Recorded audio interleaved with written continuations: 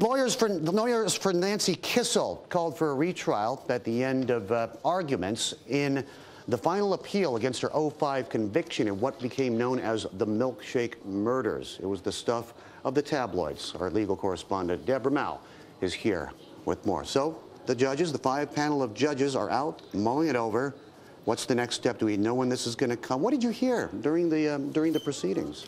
Well, we heard a lot of arguments from both sides. The judges obviously have before them very serious matters to deal with. These are points of law that they have to rule on. And so they're really just going to take their time and deliberate on whether the trial was fair and also how specific laws are going to be applied going forward. What was the main, what was the main takeaway from Kissel's defense as to why she was wrongly convicted in the first round? Was there a key message there and a key thought that they wanted the judges to ponder? Yeah, they had 3 main grounds of appeal, and they had to do 2 of the grounds had to do with evidentiary rules that they contend were broken, and that includes material from her bail hearing that they thought was used inappropriately, and also some hearsay evidence that they thought prejudiced the jury as to Nancy Kissel's intent to kill her husband.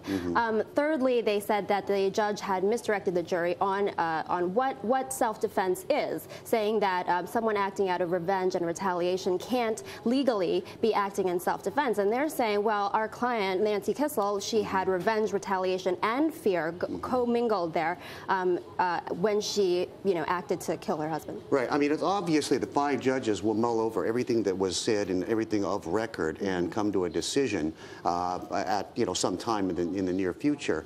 But did the momentum seem either with the defense or the prosecution? Was there a certain buzz? Did somebody sort of go for the jugular, if you will, on either side? Did you get a sense of that while sitting through the whole thing? Yeah, the only real sense, both sides obviously had very strong arguments and came in with tons of case law and arguing very technical, very fine points of law. The judges did have a little more interaction with the defense side just because they were probing, well, in which instances were these situations where the violations occurred, and they just had a little more interaction going on that side, I think, really trying to get a sense of what exactly had happened. What do they have to choose from? Either either full-out acquittal or a confirmation of the original verdict or sentence, or maybe cutting, to a lesser charge, or what kind of options do the judges have at this point? Right. Going in there, we were told that they have the authority to reduce it to a manslaughter charge and